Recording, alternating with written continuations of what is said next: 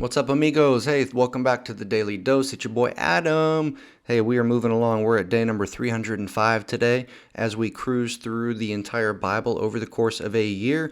Today, we're going to be looking at some of the major bullet points of 1 Corinthians 9 and 10. Okay, we also have Psalm number 145 slid in on the side for y'all to read in your own time. If you need a copy of the Bible reading plan that we are following, there is one down below. Click that link in the description, and you can get access for free to our Bible reading plan that we're following through, okay? So, as I said, we're going to be just commenting on a few of the major bullet points in the text of 1 Corinthians 9 and 10, okay? So let's take a look and see what we are working with today. Okay, so this section starts off with Paul talking about his rights as an apostle, or you could even say as a pastor or a preacher or a shepherd of the flock, right?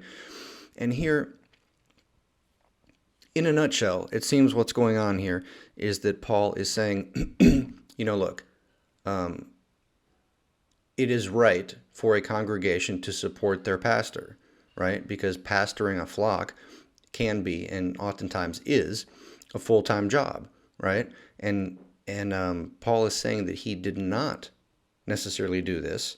He preached and he worked to support himself, and he did not take advantage of the right that was his as an apostle, but he could have, right? So here's what he says, and I'm just jumping to chapter 9, verse 9. He says, "For it is written in the law of Moses, do not muzzle an ox while it is treading out the grain. Is it about oxen that God is concerned?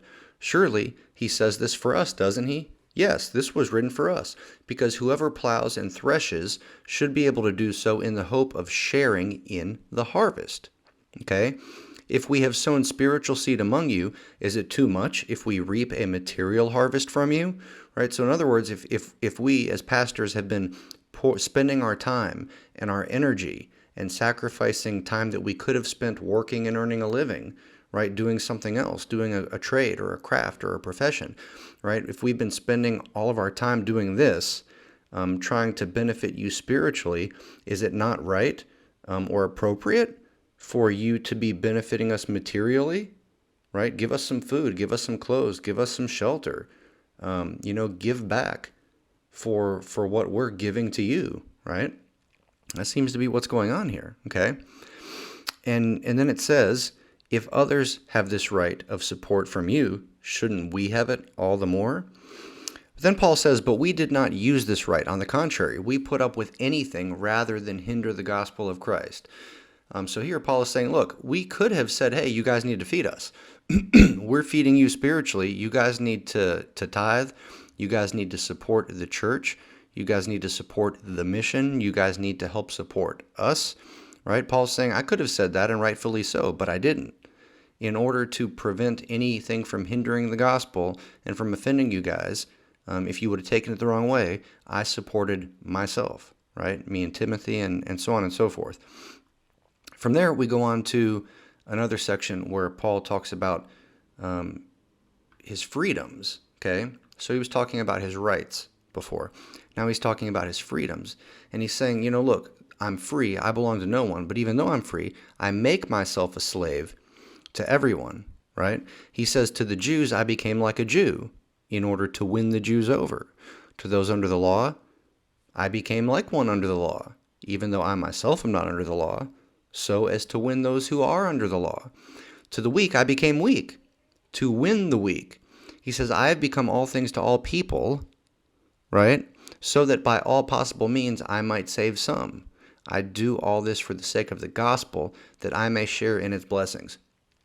So here, Paul is saying, look, I'm willing to change my behavior in ways that are not forbidden by God, right? I'm willing to learn the context and the culture of the people that I'm preaching to, that I'm sharing the good news to. I'm willing to learn and to adapt and to become like them culturally so as to not offend them and to make them more receptible to the good news about Jesus that I am bringing to the table. All right, I think that's wise. I think that's practical, and I think that that's like real-world application that we can relate to nowadays, right? From there, Paul goes on to talk about self-discipline, and he talks how, this Christian walk that we're on, that we need to run it like an endurance race, right? Not like someone running aimlessly, not like a boxer who is just swinging, beating the air, right? But this fight, this race that we're in, we need to do it strategically. We need to make our body our slaves, is what he says, okay? And then it goes on to talk a little bit about Israel's history and about how Israel messed up back in the wilderness, how basically they had a bad track record for making poor decisions, for grumbling and for complaining. So all of these stories that are recorded in the Old Testament, right, about the Israelites and their wanderings and their failings, okay, Paul goes on to say in regards to that, now these things occurred as examples to keep us from setting our hearts on evil things as they did. Do not be idolaters as some of them were, as it is written, the people sat down to eat and drink and got up to indulge in revelry. We should not commit sexual immorality as some of them did.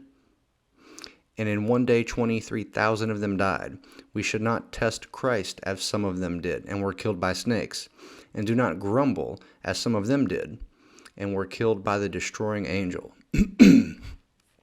These things happened to them as examples and were written down as warnings for us, on whom the culmination of the ages has come. So if you think you are standing firm, be careful that you don't fall. Okay, so here Paul seems to be saying, look, the reason that all those stories were recorded and written down, or at least one of the reasons, is to be a warning for us, right? If those Israelites, if they were the people of God, yet they were still able to make shipwreck of their faith in their lives, we shouldn't think that we're above that, right? That we can't get caught up in fake faith, right? That we can't make shipwreck of our faith and prove that it wasn't real faith to begin with and stumble and fall, right? Then it goes on to speak a little bit about idol feasts and the Lord's Supper, okay? I think that this talks about people attending idolatry worship feasts, and it seems to be indicating that some people are doing that, and then on Sunday or whatever, they're coming to the Lord's table at their church. And here Paul says you can't drink the cup of the Lord and the cup of demons too. You can't have part in both the Lord's table and the table of demons. Are we trying to arouse the Lord's jealousy? Are we stronger than he? Right? Now let's just say, hypothetically speaking, right, that back then we are talking, let's say that we are talking about someone who claimed to be a believer, follower of Jesus, follower of the way, and this person would go on Tuesday or Wednesday or Thursday or whatever days they had their idolatry, little demon worshiping ceremonies, right, and feasts. Let's just say that you had a person who claimed to be a believer that still engaged with those idolatrous worship ceremonies, okay? And then on Sunday, that person is coming to engage in the Christian worship ceremony and practices. And Paul's saying you can't do that. You can't take part in both. How many people in the church, how many people that claim to be Christians nowadays, and some of them are Christians, some of them may not be. I don't know. It's not my place to judge or to determine the legitimacy of someone's faith. It's not my place to judge, right? But do y'all know anybody who will come to church on Sunday and partake in the Lord's Supper and partake in a worship service, and then when they leave church on Sunday, they go about their life and it's like they're a different person. They're just engaging in whatever feels good. They're doing whatever kind of sin they want during the week. They are, in a very real sense, metaphorically, feasting at idol worship ceremonies, right? They are stuffing and indulging themselves with sinful things of the world, thinking nothing of it, and then come to the Lord's table on Sunday, right? You can't do both. It's going to end up being one or the other, right? That's what the Bible teaches us. So, anyways, that's pretty much all I've got for this episode of the Daily Dose. I just want to close out with verses 31 through 33 here at the end of this chapter. It says, "So whether you eat or drink or whatever you do, do it all for the glory of God.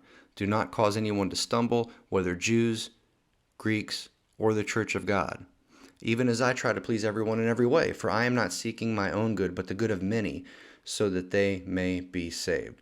So here Paul is saying, look, whatever you do it for the glory of God. Do it with God in mind. Do it for God's glory. Amen. So, hey, friends, that's all I got. But thanks for being here. Thanks for your time. Appreciate you. And until we meet again, deuces.